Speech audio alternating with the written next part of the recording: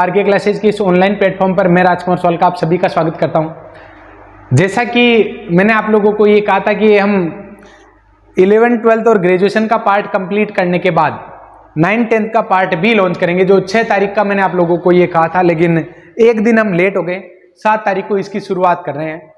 दोस्तों, ये जो उड़ान बैच है ये आपके 9th 10th का जो पार्ट है सेकेंडरी, इसमें पंख लगा देगा। और ये 9th 10th का जो पार्ट है दोस्तों, जिससे लगभग अप्रोक्सीमेट मान सकते हैं, क्योंकि सेपरेट डिवाइडेशन वैसे नहीं दे रखा है, सेपरेट डिवाइडेशन तो नहीं दे रखा, लेकिन मान सकते हैं कि 40 नंबर का आपके सेकेंडरी लेवल की मैथमेटिक्स का पार्ट हो सकता है। क्लियर? तो दोस्तों, ये पार्ट ऐसा है जिसमें से 40 में से 40 नंबर लाए जा सकते हैं, क्योंकि 9th 10th का ही तो है।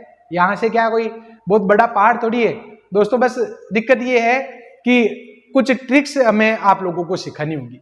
जहां भी पॉसिबल होगा मैं आप लोगों को ट्रिक से समझाऊंगा, ताकि आप क्वेश्चन में बहुत ज्यादा टाइम नहीं लगाएं। टाइम का जो इन्वेस्टमेंट है हम कम से कम करना चाहते हैं और मार्जिन हम सबसे ज्यादा निकालना चाहते हैं। क्लियर? तो दोस्तों, ये उड़ान बैच की आज हम शुरुआत करने वाले हैं। आज इसकी लॉन्चिंग है, इस वजह से आज आपको इस कोर्स में बहुत अच्छा डिस्काउंट दिया जा रहा है, जबरदस्त। शायद इसमें डिस्काउंट है, अप्रोक्स आप लोग देखेंगे तो शायद 499 का होगा आज के लिए। तो आप लोग चाहें तो इस कोर्स को आप ज्वाइन कर सकते हैं, जिसमें आप लोगों को 9th 10th का जो पार्ट है इसमें फील होगा कि यार ये जो पार्ट है इसमें हम गलती कर बैठते अगर हमने इसको नहीं पढ़ा होता। तो क्योंकि बहुत सारी ट्रिक्स है। वैसे तो मुझे पता है कि आप लोग 9th 10th का पार्ट पढ़ने में कोई बहुत बड़ी समस्या तो है नहीं, चीजों को 11th 12th और ग्रेजुएशन का ही कर लिया, तो ये कौन सी बड़ी बात है। लेकिन बस कुछ ट्रिक्स आप लोगों को सिखानी है। जहां भी ट्रिक्स पॉसिबल होगी वहां पर मैं आप लोगों को प्रयास करूंगा कि ट्रिक के माध्यम से ही समझाया जाए। क्लियर? तो दोस्तों, मैं आज एक नया टॉपिक और उड़ान बैच की पहली क्लास भी लेने वाला हूं, जिसमें आपके जो पार्ट दे रखा है नंबर सिस्टम, जिसमें परिमेय अपरिमेय संख्याएं, दशमलव, यूक्लिड लेमा, ये सारी होगी। और कुछ एक्स्ट्रा टॉपिक मेरी तरफ से भी होगा, क्योंकि वो लास्ट आपके जो क्लास थी ना उसमें पूछा गया था। जो आपके लास्ट पेपर था, क्लास नहीं, लास्ट जो पेपर है उसमें लगातार पूछे गए हैं, जो आपके सिलेबस में तो मेंशन नहीं है लेकिन वो पूछे गए हैं। तो उन पर भी मैं बहुत अच्छे से आप लोगों को पढ़ाने का प्रयास करूंगा। क्लियर? और बहुत ही अच्छी ट्रिक, यूनिक ट्रिक के माध्यम से आप लोग सीख जाएंगे। देखते जाइए आज की क्लास को। तो दोस्तों, आज की जो अपनी पहली क्लास है जिसमें नंबर सिस्टम के बारे में हम बात करने वाले हैं, संख्या प्रणाली। और नॉर्मली ये जो स्टैंडर्ड नोटेशन होता है ना, natural number, whole number, integers, rational, irrational and real, ये सारे नंबर का आपको पता होना चाहिए। वैसे तो पता है ही, लेकिन फिर भी मैंने आप लोगों के सामने सारी चीजों को दोबारा लिख दिया, क्योंकि पॉइंट चीजों को जीरो से ही वापस शुरू किया जाएगा। ये मानते हुए नहीं कि आप मैथमेटिक्स के स्टूडेंट हो, मैं ये मान रहा हूं कि 9th 10th के पार्ट को किस तरीके से आप लोगों को बिल्कुल टच में लेकर आना है। अच्छा दोस्तों, मैंने कुछ सर्किल के माध्यम से समझाने का प्रयास किया है। इससे आपको बहुत बढ़िया आइडिया हो जाएगा कि कौन किसको मतलब ढके हुए है, या फिर कौन से नंबर जो है किसके अंदर समा जाते हैं। जैसे सबसे छोटा सर्किल नेचुरल नंबर का, फिर होल नंबर का, फिर इंटीजर का, फिर क्यू का। क्लियर? यानी क्यू में सारी जेड वाली आ जाती है, डब्ल्यू एन वाली आ जाती है, डब्ल्यू में एन वाली आ जाती है। क्लियर? फिर अपरिमेय संख्या है। परिमेय और अपरिमेय संख्याओं का कोई लेना देना नहीं, इसमें एक भी संख्या कॉमन नहीं होती। क्या कह रहा हूं मैं? एक भी संख्या इसमें कॉमन नहीं होती है। और परिमेय और अपरिमेय को मिला दिया जाता है तो आपके सबसे बड़ा नंबर आ जाता है रियल नंबर। कॉम्प्लेक्स की बात नहीं कर रहा हूं, सबसे बड़ा नंबर रियल नंबर आ जाता है। क्लियर? तो एक एक चीज को यहां पर हम एक्सप्लेन करते हैं। नेचुरल नंबर 1 2 3, होल नंबर 0 1 2 3, पूर्णांक में नेगेटिव भी आ जाता है, 0 1 2 भी आ जाता है। परिमेय और अपरिमेय की बात करो आप, तो परिमेय और अपरिमेय संख्याओं में कुछ स्टूडेंट कंफ्यूज होते हैं, और कंफ्यूज मैं कर भी सकता हूं। देखो कैसे, आपने यही पढ़ा है कि जो जो भिन्न की जो संख्याएं होती है या पूर्णांक होते हैं वो क्या होती है? परिमेय होती है। अगर मैं आपको ये पूछूं कि बताओ 1.2346303214, ये संख्या किस प्रकार की है? परिमेय है कि अपरिमेय है? और मैं अगर आपको ये पूछूं कि 231231231, ये किस प्रकार की है? तो जिनको डीप में नॉलेज नहीं होगा वो बिल्कुल इसमें कंफ्यूज हो जाएंगे। तो दोस्तों, परिमेय और अपरिमेय संख्याओं की हमने लिमिटेड परिभाषा जो है ना, डेफिनेशन, वो पढ़ रखी कि भिन्न वाली संख्याओं को हम परिमेय कहते हैं, और जो दशमलव में जो चलती रहती है उस संख्या को हम क्या कहते हैं? अपरिमेय कहते हैं। वेल एक्सप्लेनेशन ये है कि भिन्न वाली संख्याएं, पूर्णांक, और ये तो आ ही रही है, दशमलव, शांत वाली और अशांत आवृत्ति वाली संख्याएं, जो आपके रिपीटेड होती है ना, पॉइंट के बाद में रिपीट वाला जो ग्रुप होता है ना, बार वाले जो नंबर, वो भी आपके परिमेय में है। जैसे कि ये आपके परिमेय है और ये आपके अपरिमेय है। क्यों? क्योंकि ये अशांत अनावृत्ति है और ये अशांत है लेकिन आवृत्ति है। क्लियर। शांत दशमलव में तो कोई दिक्कत ही नहीं है, 1.5 ये तो परिमेय दिख ही रही है। क्लियर।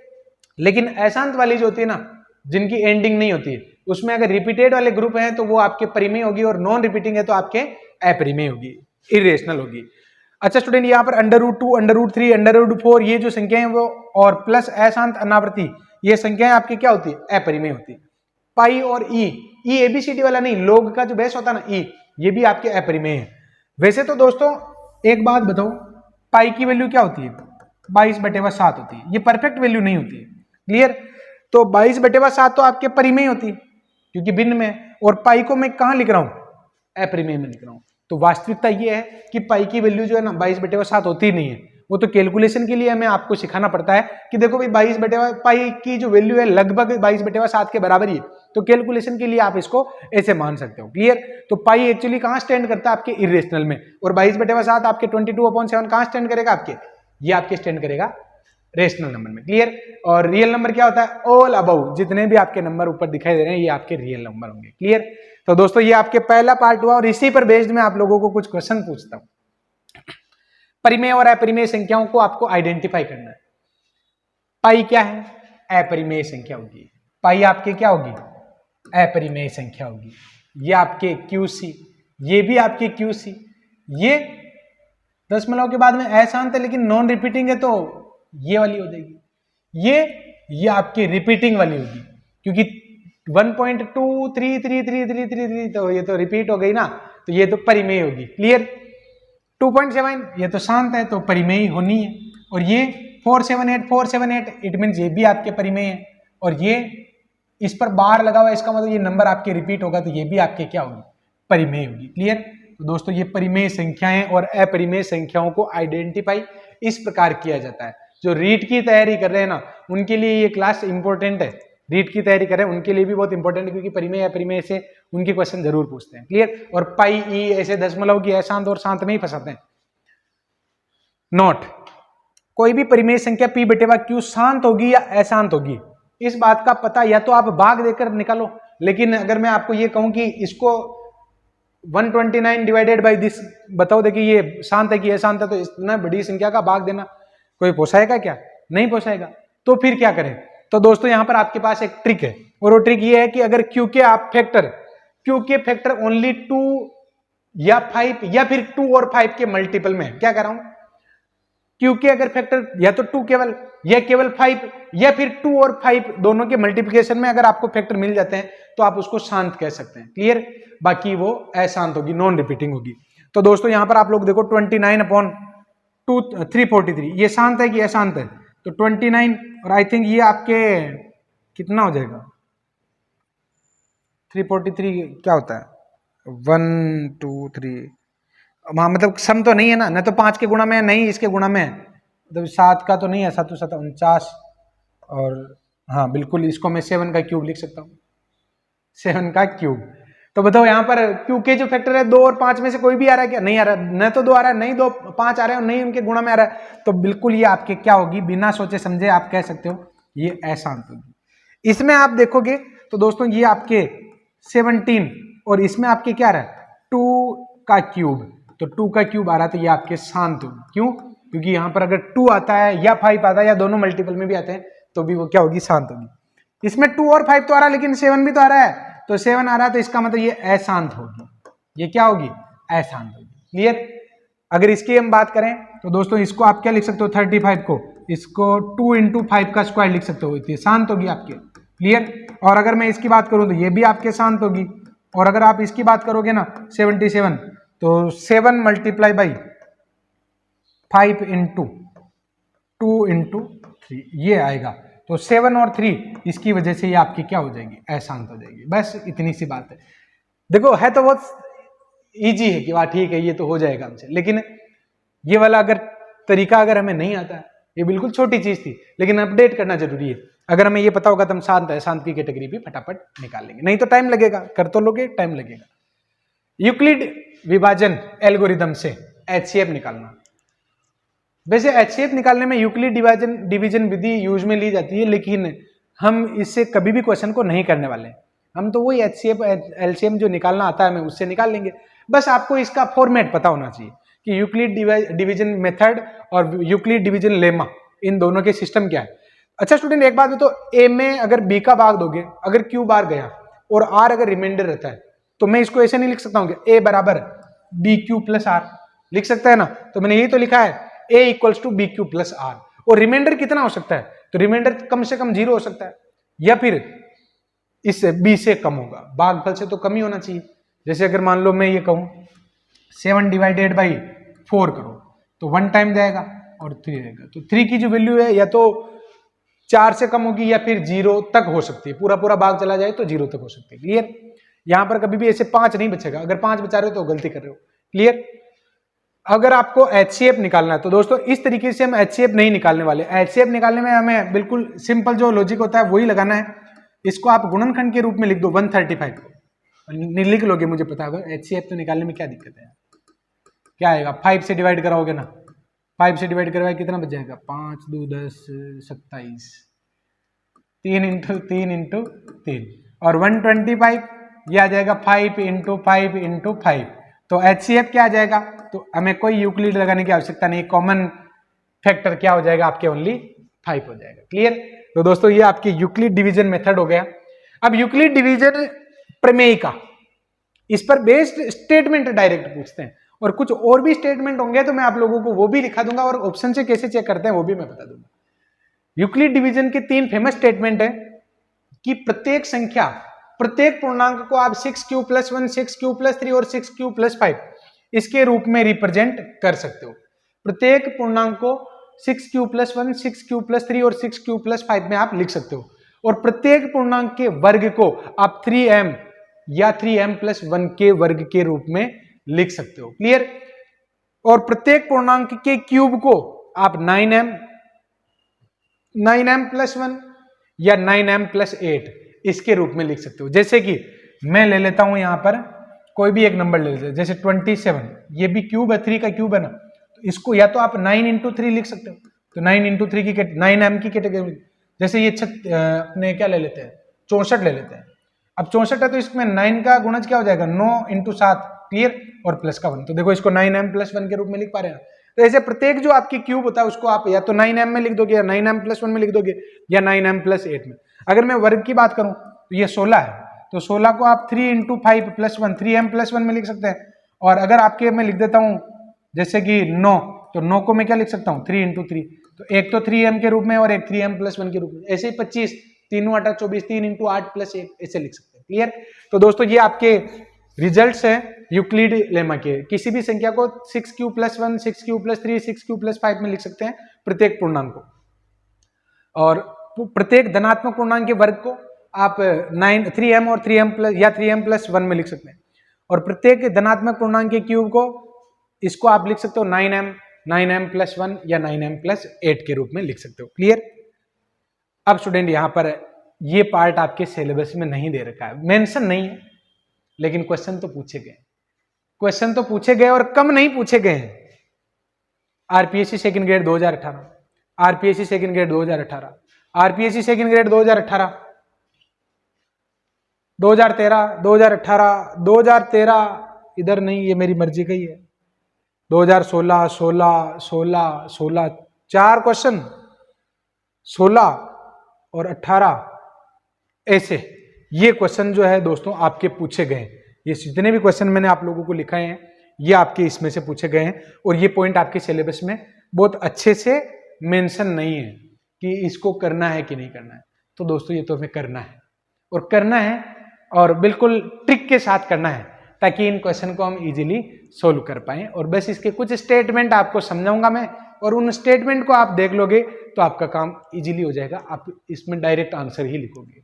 क्लियर, कोई भी सपना साकार करने के लिए सबसे जरूरी है सही कोच का होना।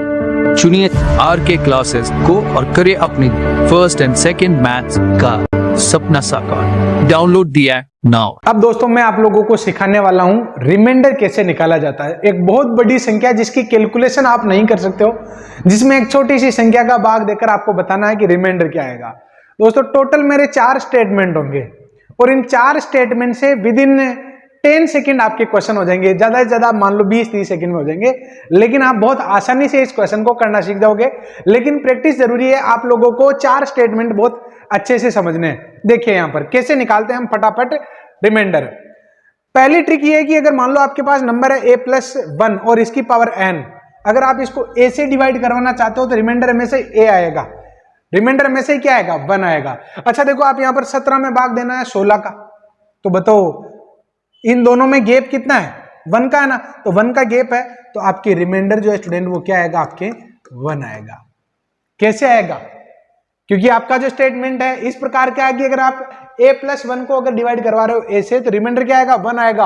अब कोई ये कहे कि सर ये कैसे बात हो गई, तो आप तो मैथमेटिक्स के स्टूडेंट हो, मेरी बात को फटाफट समझ जाओगे। इसका दूसरा मेथड ये बाइनोमियल थ्योरम से मैं इसको ऐसे लिख सकता हूं ना, 16+1 और इसकी पावर में 100 डिवाइडेड बाई 16, तो बाकी सब जो प्रसार होंगे ना शुरुआत के जो 99 पद है उन सब में तो 16 आएगा ही सही। 16 की पावर में 100, 16 की पावर में 99, डैश डैश डैश, लास्ट में जो सेकंड लास्ट टर्म होगी वहां तक 16 रहेगा।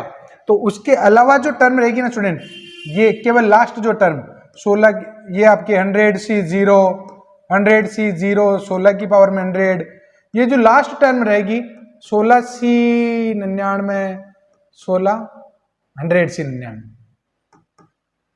99 और ये 16 और प्लस का 1, तो स्टूडेंट इन सभी पदों में तो 16 का भाग जाएगा, बचेगा क्या 1 बचेगा। तो देखो ट्रिक जो है ना वो बाइनोमियल थ्योरम से आ रही है अपने, लेकिन ट्रिक हो गई है अपने लिए। क्लियर। तो स्टूडेंट यहां पर आप लोग ध्यान रखोगे 17 को अगर आप 16 से डिवाइड कर रहे हो, रिमाइंडर आपकी क्या रहेगा 1 रहेगा। क्लियर। इसी के पैरेलल दूसरी ट्रिक कि अगर इन दोनों को इंटरचेंज कर दें तो, यानी अगर मान लो इधर आपके 16 कर दें इधर आपके 17 कर दें तो फिर ये नहीं होगा। फिर देखिए आप a की पावर n को अगर आप a+1 से डिवाइड करवाना चाहते हो तो आपको कंडीशन को फॉलो करना होगा कि n इवन है कि ओड है। अगर n सम है तो शेषफल हमेशा क्या होगा 1 होगा, और अगर n विषम है तो शेषफल आपके a होगा। क्लियर।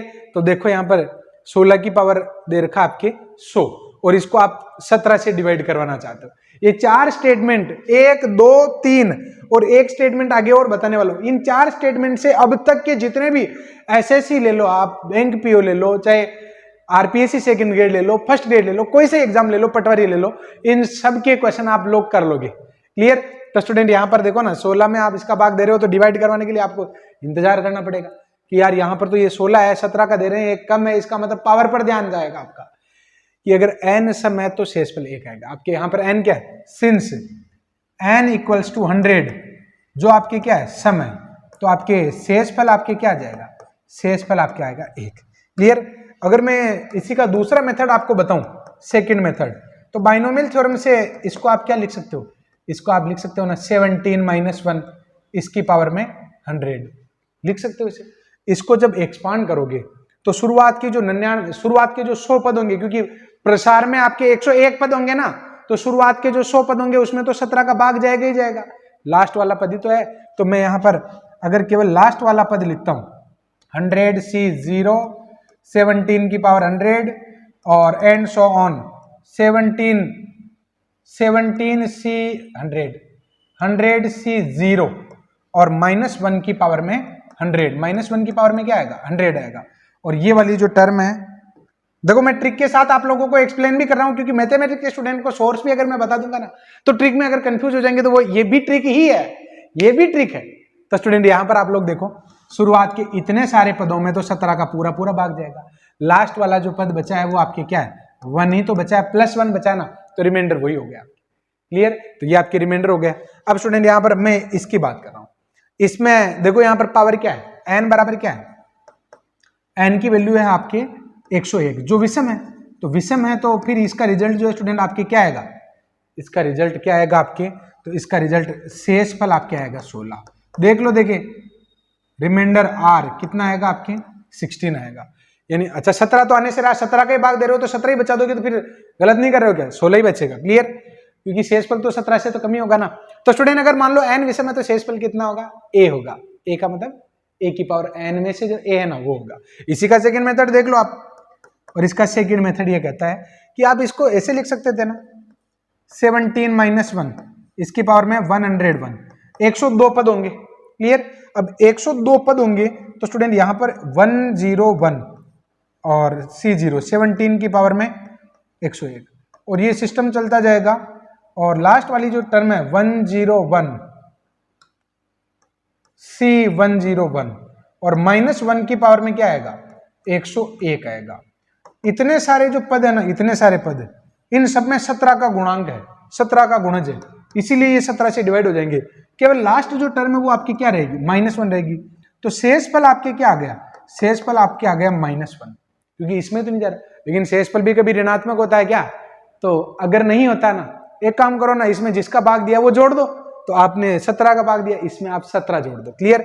सो शेषफल ऋणात्मक नहीं होता है तो आप क्या लिखोगे, वास्तविक जो आपके शेषफल है वो आ जाएगा आपके 16। क्लियर। अगर आपके रिमाइंडर नेगेटिव बचता है तो आप इसको जिसका भाग दे रहे हो ना वो जोड़ दो उसमें।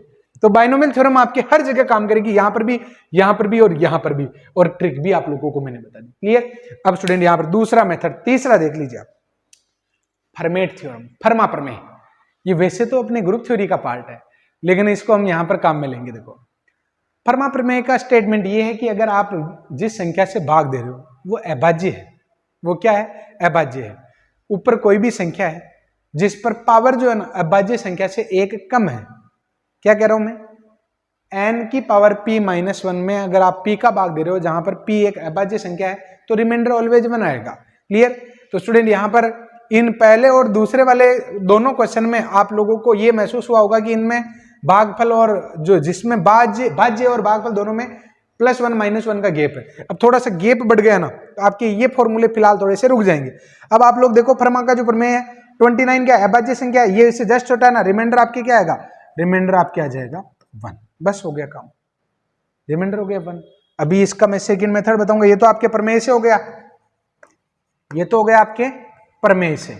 अब स्टूडेंट इसी का मैं एक सेकंड मेथड बता रहा हूं जो मेरा चौथा स्टेटमेंट है, और वो भी बहुत मजेदार है। क्या करना है, देखो, अगर अभाज्य संख्या है, नीचे कोई अभाज्य संख्या है, क्लियर, अभाज्य संख्या कोई दूसरी भी संख्या है, तो इसका टोसेंट लेते हैं। टोसेंट किसी भी संख्या का टोसेंट ले रहे हैं, जैसे 7 का ले रहे हैं तो 7 का टोसेंट कैसे लेंगे, 7 और 1 - 1/7, तो ये आ जाएगा 7 × 6/7, तो ये इसका टोसेंट हो जाता है। क्लियर। तो स्टूडेंट ये इसका जो टोसेंट है वो आपके क्या हो जाता है, 7 का अगर मैं बात करूं तो 7 का टोसेंट आपके क्या हो गया, 6 हो गया। अगर मैं कहूं कि 29 का टोसेंट, तो 29 और 1 - 1/29, तो ये आ जाएगा आपके 29, 28 और 29, तो ये फाइनली आंसर क्या आ जाएगा 28। तो आपको इतना दिमाग लगाना ही नहीं है। अगर मान लो कोई भी अभाज्य संख्या है ना तो उसका टोसेंट उससे एक कम होगा, बस, और क्या। क्लियर। तो स्टूडेंट एक बात बताओ, यहां पर आपकी जो पावर दे रखी ना, कितनी दे रखी, 28, उसमें आप 29 से एक छोटी संख्या क्या है, वो भी 28 ही है, तो 28 में 28 का भाग दो तो आपके 40 की पावर में क्या रहेगा, 0 रहेगा। 40 की पावर क्या हो गया, 0 हो गया, और 40 की पावर 0 तो 1 हो गया। 1 में अगर 29 में 1 में 29 का भाग दे रहे हो तो ये भी कोई कहने की बात है, शेषफल 1 होगा। जुगाड़, जुगाड़ आपके समझ में आना चाहिए। देखो, वापस आपके कोई संख्या लिखी हुई है, अभाज्य संख्या, जैसे अभी 29 की बात करें तो 29 से जस्ट छोटी कौन सी है, 28 है ना। 28 का भाग आप ये जो पावर है ना उसमें दे दो, तो अगर पूरा भाग चला गया तो ठीक, और नहीं गया तो जितनी पावर बचती उसको सोल्व कर लेते बस। जैसे अगर मान लो यहाँ पर 30 होता, पावर 30 होती ना, तो 28 का अगर 30 में अगर भाग देते तो शेषफल कितना बचता, 2। तो फिर 40 की पावर 30 को सोल्व करने के बजाय 40 की पावर 2 को सरल कर लेते और वो तो फटाफट हो जाता। क्लियर। तो स्टूडेंट ये फर्मा प्रमेय का भी मैंने बता दिया और उसका दूसरा फॉर्मूला भी मैंने बता दिया। ट्रिक में बहुत ज्यादा लैंग्वेज नहीं लिख सकता हूं, बस वो मेरे शब्दों में है। अब आप चाहें तो अपने शब्दों में चाहें जैसे लिख सकते हैं। क्लियर। जो चीजें हैं आपके सामने आ गई है। अब और एग्जाम्पल करते हैं, चीजें क्लियर हो जाएगी, बहुत इजी फील करोगे आप। 4 की पावर में दे रखा है आपको 1000, इसको आपको डिवाइड करवाना है 7 से। क्लियर। अब स्टूडेंट यहां पर 4 की पावर में फर्मा प्रमेय लग रही क्या, नहीं लग रही, क्योंकि यहाँ पर 7 है तो ऊपर 6 होता तो फिर भी लग जाती। क्लियर। तो स्टूडेंट यहाँ पर सेकंड जो मेथड है ना, मेरा जो फोर्थ स्टेटमेंट है ना, ये वाला लगा लो आप। क्लियर। तो देखो कैसे लगाएं, 7 से जस्ट छोटी संख्या, 7 है अभाज्य संख्या, तो इससे जस्ट छोटी संख्या क्या हो जाएगी, 6। 6 का भाग दो आप 1000 में, तो शेषफल क्या रहेगा, 4 रहेगा। क्योंकि 1000 को जब आप 6 से डिवाइड कराओगे ना, अगर आप इसको 6 से डिवाइड कराओगे 4 शेषफल रहेगा। 6 कम 6, 40 बच गए 36, 40 बच गए 36, 4 शेषफल रहेगा। तो आप केवल इसको सोल्व कर लो ना, केवल इसको सोल्व कर लो। क्लियर? तो स्टूडेंट यहां पर आपके 4 की पावर 1000 डिवाइडेड बाई 7 करना था, उसके बजाय 4 की पावर 4 डिवाइडेड बाई 7 कर लेंगे तो ये तो इजी रहा ना। अब ये तो अपने कंट्रोल में आ गया, तो ये 256 होगा। और 256 को जब आप 7 से डिवाइड कराओगे तो रिमाइंडर कितना रहेगा? तो 7 3 21, 4 बच गए, 7 42, और ये आपके रिमाइंडर रहेगा 4। रिमाइंडर क्या हो गया? आपके 4 हो गया। क्लियर? एक और क्वेश्चन इसी पर बता रहा हूं मैं। ये 3 की पावर 40, 3 की पावर में 40 अपॉन में क्या है? 19, इससे डिवाइड करवाना है। अब आज संख्या इससे जस्ट छोटा नंबर कौन सा है? 18। 18 का भाग दो आप 40 में, तो पूरा 18 दूं 36, इतना तो ही गया ना, 4 ही तो रहा। तो स्टूडेंट यहां पर आप लिख दो ना 3 की पावर में 4 और 19। क्लियर? 3 की पावर 4 और 19। तो स्टूडेंट 3 की पावर 4 तो इक्वेसी होता है, और आप 81 को अगर डिवाइड कराओगे 19 से तो 76 बार तो पूरा चला गया ना, तो रिमाइंडर रह गए आपके 5। क्लियर? एक क्वेश्चन मैं आप लोगों को देता हूं, 2 की पावर 100 डिवाइडेड बाई 7 करो और इसका रिमाइंडर आप लोगों को निकालना है। क्लियर? तो स्टूडेंट ये क्वेश्चन एक मेरी तरफ से आप लोगों को दे दिया है। अब देखिए आप अगला क्वेश्चन क्या है। ये संख्या किससे भाज्य है? ये संख्या जो है कौन से नंबर से भाज्य है? इसे चेक करना तो पोसाएगा नहीं। एन की वैल्यू पुट कर दो आप, एन की कोई भी वैल्यू पुट कर दो। तो स्टूडेंट एन की वैल्यू क्या रखें? एन की वैल्यू 0 रख दो। एन बराबर अगर आप 0 रखते हैं तो ये आपके आएगा 2 × 4 + 3, तो 8 और 3 11। तो बताओ ये फेल हो गया, ये फेल हो गया, ये फेल हो गया, ये आंसर आ गया, बस हो गया। क्लियर? अगला सवाल देखो, log 27 ये किस प्रकार की संख्या? आरपीएससी सेकंड ग्रेड 2018 का सवाल है। परिमेय, अपरिमेय, पूर्णांक या अभाज्य? तो ऐसी स्थिति में आपको क्या करना है? log 27 इसको आप x मान लो, मान लिया x। अच्छा देखो, log को log से अगर x की वैल्यू निकालना चाहते हो तो एंटी लॉग ले लो ना। अगर मैं इसका एंटी लॉग लेता हूं तो स्टूडेंट यहां पर एंटी लॉग की स्थिति में ये क्या आ जाएगा? देखो 7 इक्वल में क्या आ जाएगा? 2 की पावर में x आ जाएगा। क्लियर? तो 2 बराबर में क्या लिख सकता हूं? 7 की पावर 1/x लिख सकता हूं ना, 1/x लिख सकता हूं। अच्छा एक बात बताओ, x की आप कोई भी वैल्यू सोचो, 1 2 3 4 कुछ भी रखो, 7 आपके अभाज्य संख्या है। क्लियर? जैसे अगर मान लो यहां पर 9 होता ना, अगर यहां 9 होता तो फिर मैं नहीं कह सकता क्योंकि x की वैल्यू 1/2 पुट करने पर वो परिमेय हो जाती। लेकिन ये 7 है ना, √2 √3 √7 या 7 की पावर 1/3 7 की पावर 1/4, ये सारी की सारी आपके अपरिमेय संख्याएं होती है ना। तो स्टूडेंट ये स्थिति आपके तभी पॉसिबल होगी जब यहां पर आप x क्या लोगे? अपरिमेय नंबर लोगे। क्लियर? तो स्टूडेंट मैंने इसको क्या माना था? x के बराबर माना था। तो यहां पर जो रिजल्ट आ रहा है 2 = 7 की पावर 1/x, और ये स्टेटमेंट आपको ये गाइड कर रहा है कि यहां मैं अपरिमेय हूं। क्यों? अरे भाई 7 की पावर 1/2 क्या होता है? अपरिमेय। ये 7 की पावर 1/3, इस प्रकार के जो नंबर है स्टूडेंट ये आपके क्या होते हैं? अपरिमेय होते हैं। क्लियर? तो स्टूडेंट यहां पर हमने जो रिजल्ट माना है उसको अगर इस प्रकार सोल्व करेंगे तो ये जो टोटल जो रिजल्ट है ना वो आपके अपरिमेय आ रहा है। तो इसको हम, क्योंकि ये जो पूरा जो सिस्टम है ये अपरिमेय का आ रहा है, तो इसको हम क्या कर देंगे? x आपके अपरिमेय होगा, क्योंकि अपरिमेय के अलावा ऐसी कोई भी स्थिति नहीं है जिसमें आप इसका रिजल्ट 2 ला सको। तो आपको x यहां पर क्या लेना पड़ेगा? अपरिमेय लेना पड़ेगा। क्लियर? सीधा सा हिसाब इतना लगाओ, ज्यादा दिमाग में कुछ चीजें मतलब बहुत लाइटली लेनी चाहिए कि यार 7 की पावर 1/2 आ जाता, 1/3 आ जाता तो ये अपरिमेय होता ना, बस वो सफिशिएंट है।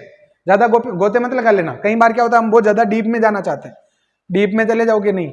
देखो 2018 का सवाल है, आपके 3 नंबर दे रखे हैं, p + 4 p + 14 तीनों अभाज्य संख्याएं हैं। तो बताओ ऐसे p के कितने मान संभव है जिससे कि ये तीनों नंबर आपके क्या हो? अभाज्य हो। अच्छा मैं थोड़े से अभाज्य नंबर लिख रहा हूँ। प्राइम नंबर जो है ना कौन कौन से होते हैं? 2 3 5 7 11 13 17 19 23 29 और 29 के बाद अब तो खूब है 29 ले लिया, ठीक है। अच्छा एन की वैल्यू आप p का न्यूनतम मान 2 ले लो। तो p का मान अगर 2 लेते हो ना तो 2 और ये 6 बन जाएगा, तो p का मान 2 संभव नहीं है। p का मान आपके 2 संभव नहीं है। अच्छा p का मान 3 ले सकते हैं, तो 3 7 और 17 3 7 और 17 इन 3 ले सकते हैं। 5 और 4 9, ये नहीं ले सकते हैं। 7 7 और 4 11 और 7 और 14 21, 7 नहीं ले सकते हैं। 11 ले सकते हो क्या? तो 11 रखो, 11 और 4 15, 11 भी नहीं ले सकते हो। 13 13 और 4 17, दोनों तो ठीक है, लेकिन 13 और 14 27, 13 भी नहीं ले सकते हो। ऐसे आप चेक करते जाना, आपके ये सारे नंबर जो है रिजेक्ट आ जाएंगे। तो बस थोड़े से नंबर ही तो चेक करने, उसके बाद आपके एक ही नंबर एक्सेप्ट हुआ। तो ऐसे कितने नंबर पॉसिबल रहे? एक ही नंबर आपके पॉसिबल रहा। क्लियर? अब स्टूडेंट यहां पर आप लोग देखो 0.29 बार, ये भी ट्रिक से ही बता रहा हूं, ये भी ट्रिक से ही मैंने आप लोगों को पहले भी बताया था, अगेन बता देता हूं। 0.23 बार और इसका आपको भिन्न में रिजल्ट निकालना है, तो आपको क्या करना है? 23 लिख देना है। क्लियर? और कोई भी अगर मान लो बिना बार वाली संख्या हो ना, तो उसको लेस करवा देना। बिना बार वाली कोई संख्या ही नहीं तो छोड़ो, फिर लेस क्या कराओगे? 0 कराओगे। अपॉन में कितना आएगा? जितने नंबर पर बार है ना उतने 9 आएंगे। तो ये इसका आंसर आ जाएगा 23/99। अच्छा स्टूडेंट यहां पर और देखो, और देखो, देखिए यहाँ मैं एक एग्जांपल दे रहा हूं आपको। 1.234 बार, इसका आपको भिन्न में रिजल्ट निकालना है। क्या करोगे? 1 2 3 4 में से आप बिना बार वाली संख्या को घटा दो। क्लियर? ये पूरा एक्सप्लेनेशन है, मतलब पूरा कॉन्सेप्ट इस एग्जांपल में आ जाना चाहिए। 1 2 3 4 में से आपने 12 को क्यों लेस करवाया? 2 को ही लेस करवाते या 1 को ही लेस? अरे भाई ऐसे 1 2 नहीं देखते कि भाई दशमलव के बाद में वाला है पहले। आप तो ये देखो कि पूरी संख्या में से बिना बार वाले नंबर घटा दो। क्लियर? उसके बाद कितने 9 आएंगे? तो जितने नंबर पर, जितने डिजिट पर बार है ना उतने 9 आएंगे। क्लियर?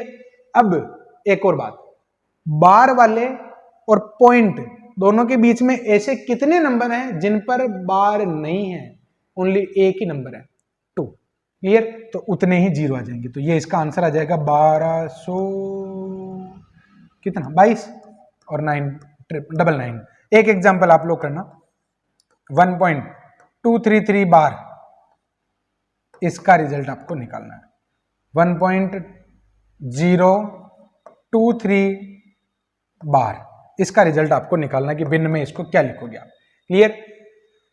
अब आपके अगला क्वेश्चन है P और Q एक परिमेय संख्या। ये क्वेश्चन मैंने आप लोग, क्योंकि कल परसों ही एक क्वेश्चन मेरे सामने आया था, तो वैसे तो क्वेश्चन बहुत सिंपल है, लेकिन स्टेटमेंट के हिसाब से ठीक है। P और Q अपरिमेय संख्या हो तो बताओ कौन सा स्टेटमेंट सही है? कोई भी दो अपरिमेय संख्या ले लो। लेट 3/4 ये हमने ले ली। क्लियर? ये तो आपके P हो गई और ये आपकी Q हो गई। HCF निकालोगे तो 1 आएगा, LCM निकालोगे तो 12 आएगा। ठीक बात। और क्या पूछ रहा है? हाँ, 2 ही तो पूछ रहा है। LCM 1 है क्या? नहीं है। HCF 1 है क्या? हाँ है। HCF PQ है क्या? नहीं है। LCM P है क्या? नहीं है।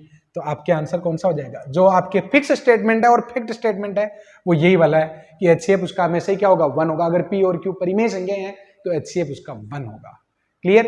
अब स्टूडेंट आप अगला क्वेश्चन देख रहे हैं कि प्रत्येक विषम अभाज्य संख्या किस रूप में होती है। अच्छा एक बात बताओ, प्रत्येक विषम अभाज्य संख्या प्राइम नंबर कौन से हैं? तो प्राइम नंबर की अगर मैं बात करूं तो विषम अभाज्य संख्याओं की अगर हम बात करें, सारी लिख देता हूं, 2 3 5 7 11 13 एंड सो ऑन। क्लियर? अब आपके केवल ये वाली नहीं है, क्योंकि विषम की बात करा ना, तो विषम में ये नहीं है। एकमात्र सम संख्या जो अभाज्य होती है 2 होती है। क्लियर?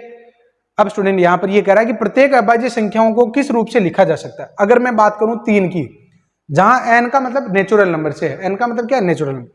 तो मैं कौन कौन से ऑप्शन से 3 को लिख पाता हूं? तो n बराबर अगर मैं 1 लिखता हूं ना तो ये 3 दे देगा, n बराबर 1 पर ये भी 3 दे देगा, लेकिन n बराबर 1 रखने पर ये तो आपके क्या देगा?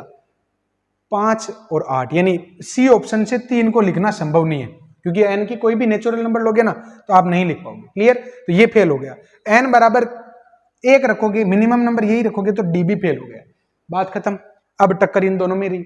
अगर मैं देखो कि 5 को कौन लिख पाएगा, तो 5 को लिखने के लिए मैं n की वैल्यू 1 रखता हूं। तो अगर मैं n की वैल्यू 1 रखता हूं तो ये तो आपके 3 और ये आपके क्या बना रहा है? 1 बना रहा है। एक्स्ट्रा बंदा उससे कोई मतलब नहीं है, या तो इससे लिख पाएंगे या फिर इससे लिख पाएंगे। अच्छा n बराबर 2 रखो, n बराबर 2 रखोगे तो यहां पर 5 को मैं ए ऑप्शन से अगर लिखना चाहूं ना तो मैं क्या इसको ऐसे लिख सकता हूं? 4 × 1 या 4 × 2 और माइनस का 3। क्या मैंने 4n-3 के रूप में लिख दिया? हाँ बिल्कुल लिख दिया। 4n-1 नहीं तो 4n-3 सही या। क्लियर? अच्छा देखो इसमें लिख सकते हैं क्या किसी भी को? जैसे n की वैल्यू 1 लिखने पर तो आपके 5 नहीं आ रहा, n बराबर 2 रखने पर आ जाए, तो n बराबर 2 रखोगे तो ये 16 - 1 15 और 16 - 3 ये आपके कितना बना रहा है? 13 बना रहा है। तो ये आपके फेल हो जाएगा, बी वाला फेल हो जाएगा। क्लियर? तो स्टूडेंट यहाँ पर हम लिखेंगे सिंस 5 को बी से लिखना संभव नहीं है, बी से लिखना संभव नहीं है, लिखना संभव नहीं है। इसमें कंफ्यूज मत हो जाना कि सर जैसे 5 को कई बार क्या होता है कि मैं n की वैल्यू 0 ले लेते हैं, तो n की वैल्यू वैसे सही बात तो ये कि नेचुरल नंबर लेना चाहिए। वैसे तो यहाँ पर भी n की वैल्यू हमें एक पिछला जो क्वेश्चन था ना, वैसे तो यहाँ पर भी हमें n की वैल्यू जो है 1 से लेनी चाहिए थी, लेकिन वह चल गया, तुक्का हो गया काम। क्लियर? वैसे n बराबर 1 पर भी फेल नहीं होगा। आगे बात समझ में? तो स्टूडेंट यहाँ पर मैंने क्या किया, 3 की जांच की कि 3 को कौन कौन सा स्टेटमेंट से लिख पाएंगे। तो n की मिनिमम वैल्यू से ट्राई किया तो a और b पर बात बनी।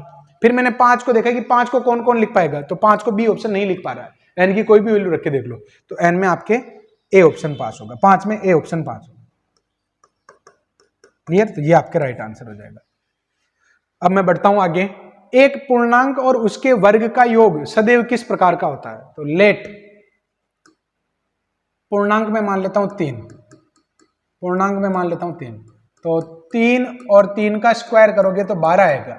ये कह रहा है सदैव विषम होगा क्या? नहीं होगा। सदैव अभाज्य होगा क्या? नहीं होगा। सदैव सम संख्या ही होगी, क्योंकि विषम संख्या का वर्ग भी विषम ही होता है।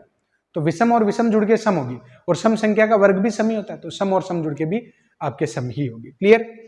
ये संख्या किस प्रकार की है? तो इसको हम सोल्व कर लेते हैं ना यार। इसके अभाज्य गुणनखंड हो रहे हैं तो वो कर लो। तो स्टूडेंट यहाँ पर 1452 को थोड़ा सा मैं सरल कर लेता हूँ, सरल भाषा में। किसका भाग जा रहा है? किसका जा रहा है? 4 का तो जा ही रहा है। 4 3 12, 4 3 12, फिर 3 का जा रहा है 1 3 1, 1 2 1, 11 का जा रहा है, 11 का जा रहा है 1 टाइम। क्लियर? तो देखो यहाँ पर इस नंबर को मैं 2 × 11√3 अपॉन में 1872 लिख सकता हूँ ना। तो ये नंबर तो आपके वैसे क्यों हो गया, ये नंबर तो आपके कौन सा हो गया? परिमेय संख्या। और परिमेय जब अपरिमेय से गुणा होती है तो आंसर क्या आता है आपके? परिमेय, अपरिमेय आंसर आता है। परिमेय को जब अपरिमेय से गुणा किया जाता है तो आंसर आपके क्या आता है? अपरिमेय आता है। क्लियर? तो स्टूडेंट यहाँ पर आपके आंसर आ जाएगा 18, इसको जब गुणा करोगे तो ये अपरिमेय, इरेशनल नंबर हो जाएगा। क्लियर? तो ये आपके इरेशनल नंबर होगा। अब स्टूडेंट आपके सामने क्वेश्चन है factorial 1, factorial 2 and so on, factorial 99। इसमें आपको इकाई का अंक निकालना है। ये भी आपके बहुत फेमस क्वेश्चन है। रिमाइंडर निकालना और इकाई का अंक निकालना, ये आपके टॉप मोस्ट जो फेवरेट क्वेश्चन होते हैं ना किसी भी कंपटीशन में, उस टाइप के क्वेश्चन है। इकाई का अंक निकालना, इन सबका अगर फैक्टोरियल खोलोगे ना तो कम से कम एक दिन तो लग ही जाएगा। फैक्टोरियल 99, फैक्टोरियल 10, एक दिन 1 घंटा तो लग जाएगा ना। हम इस तरीके से तो नहीं करना चाहते हैं, तो कैसे करेंगे? कुछ सोचो, कुछ तो लॉजिक निकल जाएगा। देखो फैक्टोरियल 1 को अगर आप खोलते हो ना तो 1 आएगा, इसका इकाई का अंक 1 आएगा, इसका इकाई का अंक 6 आएगा, और फिर 4 को खोलोगे तो क्या आएगा? 4 3 12 और 24, तो 24 में इकाई का अंक कितना आएगा आपके? 4 आएगा। फैक्टोरियल 5 को खोलोगे इकाई का अंक 0 आएगा, फैक्टोरियल 6 में भी इकाई का अंक 0 आएगा, क्योंकि फैक्टोरियल 5 के बाद में हर बार आपको 5 × 2 का कॉम्बिनेशन मिलेगा जो आपके इकाई के अंक को बार बार क्या बनाता रहेगा? 0 बनाता रहेगा। यानी यहां पर ये बात तो पकड़ में आ गई, फैक्टोरियल 5 से बड़े सभी फैक्टोरियल में यूनिट डिजिट या इकाई अंक ये आपके क्या होगा? 0 होगा। अतः इकाई के अंक का निर्धारण शुरुआत के 4 नंबर ही करेंगे। अतः इकाई का अंक ये हो जाएगा फैक्टोरियल 1, फैक्टोरियल 2, फैक्टोरियल 3, फैक्टोरियल 4, और उन सबका इकाई का अंक 0। तो ये 1 2 6 और 24 और प्लस का 0 कितने हो गए? 33। तो इकाई का अंक आपके कितना हो गया? 3 हो गया। ये आपका आंसर हो गया। क्लियर? अगला सवाल देखिए, ये अभी जो P+2 और P+14 वाला जो क्वेश्चन किया ना उसी टाइप का है। वो 2018 का था, ये 2016 का क्वेश्चन। n+2 और n+4 सभी अभाज्य संख्याएं हो तो बताओ ऐसे n कितने लिए जा सकते हैं? तो अभाज्य संख्याएं जो है वो कौन कौन सी होती है आपके? अभाज्य संख्या n के कौन कौन से मान ले सकते हैं? तो n का मान आपके 2 प्राइम नंबर जो है ना, 2 3 5 7 11 13 17, फिर 19 23 ये नंबर चलते रहेंगे। क्लियर। अब स्टूडेंट अगर आप लोग जैसे जैसे आगे बढ़ोगे तो प्राइम नंबर के बीच में थोड़ा सा गैप बढ़ता जाएगा आपके। क्लियर। अच्छा आप लोग देखो कि कौन सा आंसर होगा। तो n बराबर 2 रखोगे ना तो 2 तो अभाज्य, लेकिन 4 तो अभाज्य नहीं है, तो 2 तो गलत हो जाएगा। फिर आप रखो यहाँ पर 3, अगर आप 3 रखते हो तो 3 और 2 5 और 7, यानी ये आपके आंसर बैठ रहा है। 3 की वजह से आपके तीनों ही संख्याएं प्राइम हो रही है। 5 रखोगे 5 प्राइम है, 7 भी प्राइम है, लेकिन 9 प्राइम नहीं है। 7 रखोगे ना 7 और 2 9 प्राइम नहीं है। 11 रखोगे तो 11 और 4 11 13 15 15 प्राइम नहीं है।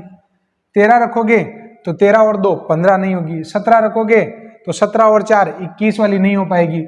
19 रखोगे तो 19 और 2 21 नहीं होगी। ऐसे आगे की सभी नंबर आपके रिजेक्ट होते रहेंगे। तो बताओ ऐसे कितने n आप ढूंढ पाए। तो हम केवल n बराबर 1 ही ढूंढ पाए, एक ही आपके ऐसा n होगा। क्लियर। अगला क्वेश्चन देखिए।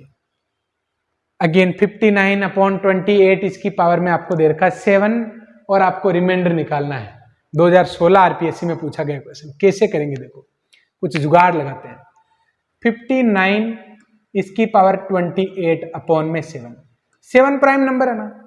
अच्छा इसे जस्ट, इसका टोशन क्या होगा, इसे जस्ट छोटा कौन सा नंबर हो जाएगा, 6 का भाग 28 में देना। देखिए तो 24 बार पूरा गया, 4 शेषफल रह गए ना, तो 4 शेषफल रह गया तो आप इसको 59 की पावर 4/7 लिख दो, क्योंकि बाकी में तो पूरा पूरा भाग चला गया तो वो तो काम खत्म हो गया। अब आपको इतने बड़े नंबर से इतने छोटे पर तो ले आए ना। अब इसका भी कुछ इलाज करते देखो, क्योंकि 7 का भाग इसमें देंगे तो बैठेगा नहीं।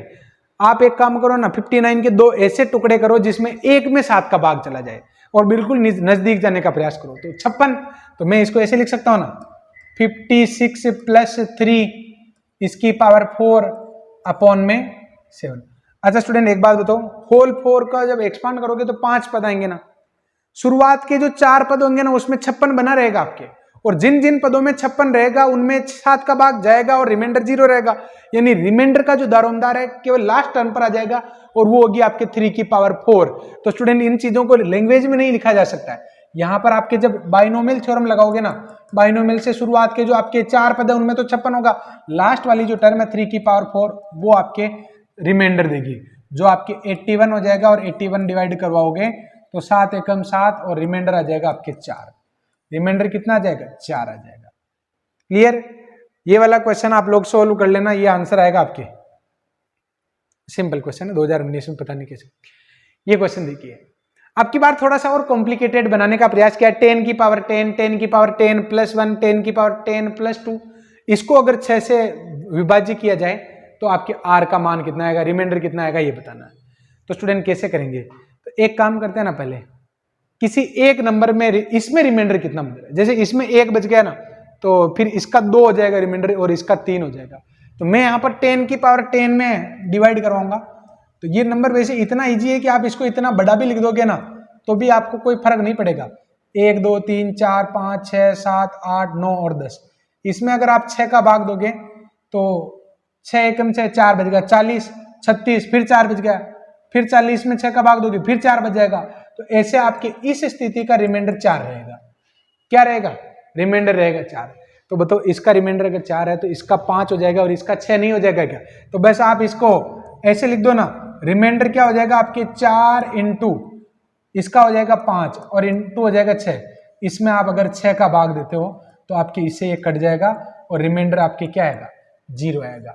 मैंने रिमाइंडर कैसे लिखे, इसका रिमाइंडर × इसका रिमाइंडर, इसका × इसका रिमाइंडर, और उसमें 6 का भाग दे दिया तो रिजल्ट फिर 0 आ गया। इसका मतलब शेषफल कुछ नहीं बचेगा। क्लियर। अब स्टूडेंट यहाँ पर यूक्लिड लेमा जो प्रमेय है, a = bq + r, ये अगर मैं इसको डिवीजन में लिखता हूं तो यहाँ b आएगा, यहाँ q आएगा और अपॉन में क्या आएगा, r आएगा। तो r जो है ना उसकी वैल्यू न्यूनतम 0 हो सकती है या फिर b से छोटी होगी, जो आपके इस ऑप्शन में दे रखा। क्लियर।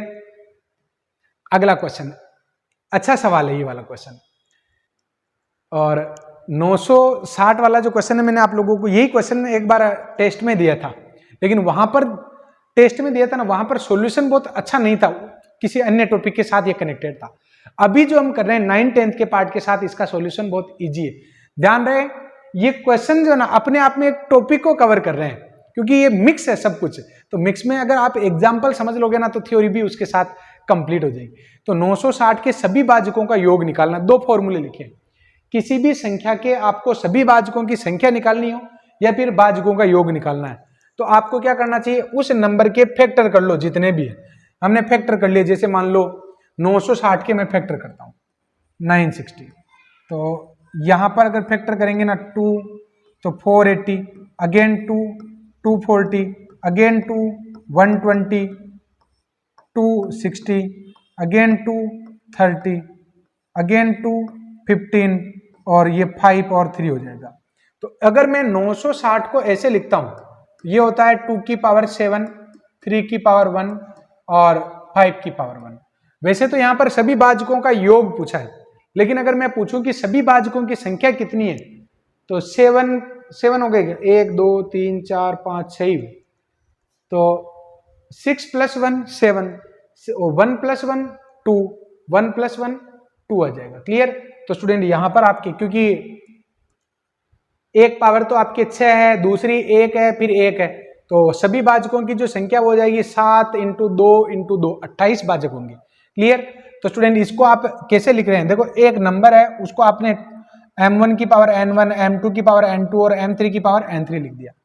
तो ये जो पावर है ना, इसमें +1 +1 +1 करके अगर मल्टीप्लाई करवा लेते हैं तो सभी भाजकों की संख्या आ जाती है। सभी भाजकों का योग निकालना तो कैसे निकालते हैं, तो इसमें आप लोग देखो सभी भाजकों का योग, सभी भाजकों का योग, और ये निकालने का फॉर्मूला होता है आपके गुणनखंड जो है ना उसमें देखो अपॉन में, ये आधार क्या है m1 जिसकी पावर क्या है n1, तो आप आधार को ले जाइए 0 से शुरू करते हुए उसकी हाईएस्ट पावर तक। जैसा कि यहां पर 2 की पावर 6 है ना, तो मैं इसको ऐसे लिखूंगा 2 की पावर 0, 2 की पावर 1, 2 की पावर 2, 3 4 5 और 2 की पावर में 6। क्लियर। ऐसे 3 की पावर 1 है ना तो 3 की पावर 0 और 3 की पावर 1, और ऐसे 5 की पावर 1 है ना तो 5 की पावर 0 और 5 की पावर में 1। तो स्टूडेंट ये जो कैलकुलेशन है अगर आप लोग करेंगे तो कितना आ जाएगा, देखो ये तो हो जाएगा 1 2 3 a × r की पावर n-1 से a1 और r की पावर में n-1 अपॉन में r-1 कितना होगा, 2 4 8 16 32 64 128 256 128 127 होना चाहिए मेरे हिसाब से। क्लियर। तो बिल्कुल ये 127 हो जाएगा और ये इंटू हो जाएगा आपके 4 इंटू हो जाएगा आपके 6। क्लियर। तो स्टूडेंट इसको जब आप मल्टीप्लाई करवाएंगे तो आपके सभी भाजकों का योग आ जाएगा, लेकिन आपको 960 व एक के अलावा वाले चाहिए, एक के अलावा योग चाहिए भाजकों का योग। तो आप एक काम करना 127 × 4 × 6 -960 -1 कर लेना, आपके आंसर आ जाएगा 2087 जो आपके इस ऑप्शन में दे रखा है। क्लियर। तो कैलकुलेशन कोई बड़ा मैटर नहीं है, कैलकुलेशन तो आप लोग इजीली कर सकते हैं। क्लियर। अब स्टूडेंट यहाँ पर अगला क्वेश्चन है कि ये किस प्रकार की संख्या, तो ये एक अपरिमेय संख्या। अभी मैंने आप लोगों को log 27 का बताया था ना, उसी टाइप से इस क्वेश्चन को x बराबर मानकर कर सकते हैं। क्लियर। इसमें आपको इकाई का अंक निकालना है और इकाई का अंक निकालने के लिए आपको 237 की पावर कितनी दे रखी है, 610 दे रखी है। एक बात बताओ, इकाई के अंक में दाई और सैकड़े के अंक का कोई रोल नहीं होता है। इकाई का अंक कौन बनाएगा, इकाई का अंक इकाई से गुणा होगा वही तो होगा। तो 7 को 610 बार गुणा करवा के देख लो, जो इकाई पर आएगा वही आपका आंसर हो जाएगा। लेकिन 610 बार गुणा करवाना संभव है क्या, तो नहीं है ना। तो फिर आप लोगों को क्या करना चाहिए, तो आप लोगों को कुछ इस प्रकार का काम करना चाहिए।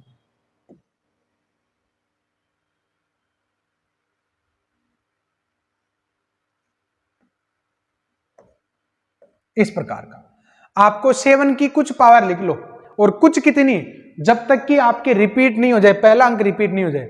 7 की पावर 1 7, 7 का स्क्वायर 7 का क्यूब, 7 की पावर 4। जैसे ही 7 की पावर 5 किया आंसर क्या आ गया, इकाई का अंक क्या आ गया, 7 आ गया। अच्छा स्टूडेंट कितनी बार में रिपीट हुआ, 4 के ग्रुप के बाद रिपीट हुआ। अगर मुझसे कोई ये पूछे कि 7 की घात जो आपके 5 लिखा हुआ इसका इकाई का अंक क्या होगा, तो मैं क्या करूंगा कि यार इसमें 4 के ग्रुप में रिपीट होता है, तो इस 4 ये जो 5 है ना इसको आप 4 से डिवाइड कराओगे तो आपके रिमाइंडर क्या रहेगा, 1 रहेगा ना।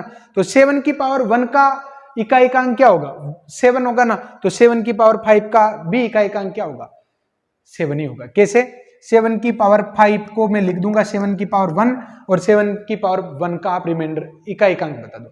तो स्टूडेंट यहां पर भी आप लोग देखो कि 7 की पावर आपकी कितनी है, 7 की पावर 610 है, इसमें इकाइकांक निकालना है। हर बार 4 के ग्रुप में रिपीटेशन आएगा, तो स्टूडेंट ये 9 7 3 1 9 7 3 1 9 7 3 1 ऐसे 4 के ग्रुप में रिपीट होते रहेंगे ना। तो हम देख रहे हैं कि पूरा पूरा भाग कितनी बार जा रहा है, तो आप इसमें 610 में 4 का भाग दे दो। तो 610 में अगर 4 का भाग देते हो 1 टाइम और 5 चौक 20 और 10 रह जाएगा ना, तो रिमाइंडर रह जाएगा 2। तो स्टूडेंट ये आपके 7 का स्क्वायर में चेंज हो जाएगा, जिसका आपके इकाइकांक क्या होगा, 9 होगा। तो ये आपका आंसर हो जाएगा। क्लियर। एक क्वेश्चन मैं आपको दे रहा हूं कि 220 या 122 और इसकी पावर में मैं आपको दे रहा हूं 315 और आपको यहां पर इकाइकांक निकालना है। क्लियर। तो स्टूडेंट इसी तरीके से कुछ सोचना, देखिए वास्तव में आपसे निकल जाता है क्या। तो ये मेरी तरफ से आपको एक क्वेश्चन भी दिया। अब आप लोग देखो आगे, अशून्य परिमेय और अपरिमेय संख्याओं का गुणा क्या होता है, मतलब 0 नहीं लेना है, बाकी परिमेय और अपरिमेय संख्या का गुणा कराना। जब परिमेय संख्या अपरिमेय संख्या से गुणा होती है तो अपरिमेय उत्तर आता है। क्लियर। ये वाला क्वेश्चन 4 की घात आपको दे रखा 1000 और जिसको डिवाइड करवाना 7 से, तो स्टूडेंट यहां पर 4 की पावर 1000 दे रखा है, जिसको 7 से डिवाइड करवाना है। तो आप एक काम करो ना, 7 से जस्ट छोटा नंबर क्या, 6 का भाग दो 1000 में, तो 1000 में अगर भाग दोगे तो शेषफल क्या रहेगा, 4 रहेगा, ये 4 आ जाएगा। तो आपके 256 और बटे हुए में 7, तो रिमाइंडर निकालना तो इसमें भाग दोगे तो 7 3 21 42 हो जाए 46 हो जाएंगे, 46 में अगर भाग दोगे तो रिमाइंडर आपकी कितना आ जाएगा, 4 आ जाएगा। क्लियर। तो स्टूडेंट ये तरीका है आपके रिमाइंडर और ये सब निकालने का। बिल्कुल धीरे से मैंने प्रयास किया है कि आप ये रिमाइंडर निकालने के जो क्वेश्चन है, जो आपके सिलेबस में बहुत अच्छे से मेंशन तो नहीं है, लेकिन वो क्वेश्चन मैंने आप लोगों को करवा दिए हैं। उम्मीद करता हूं कि आप रिमाइंडर का एक क्वेश्चन भी गलत नहीं करोगे। 2 क्वेश्चन अगर आते हैं तो ऑब्वियसली दोनों ही क्वेश्चन के 4 नंबर होते हैं। पहली क्लास से मैंने आपको 4 से 6 नंबर का मार्जिन दे दिया। क्लियर। तो दोस्तों यहाँ पर आप इसी प्रकार आगे भी उड़ान बढ़ते रहेंगे। ये आपके 9 10 का कंटेंट, अब तो हमने 11 12 और ग्रेजुएशन ही पढ़ ली यार, वहां पर भी मैंने आपको उड़ान भरवा दी, वहां पर भी हमने तांडव किया था। तो अब तांडव तो वहां कर ही लिया, अब तो उड़ान ही तो बढ़नी है, तो उड़ान हम बढ़ लेंगे यहाँ पर। क्लियर। दोस्तों मिलते हैं यहाँ पर नेक्स्ट लेक्चर में, जिसमें कुछ नया जो आपके टॉपिक होगा वो मैं लेने वाला हूं। ध्यान रहे 9 10 का जो पार्ट है ना, कब पूरा हो जाए मुझे ही पता नहीं चलेगा, क्योंकि अगर मैं इसको सिलेबस के अकॉर्डिंग करूँ तो मुश्किल से 4-5 दिन में पूरा नहीं हो जाएगा। तो हम तो यहाँ पर काफी कुछ पढ़ने वाले हैं। क्लियर। तो दोस्तों आज की क्लास को हम यहीं करते हैं। Thank you.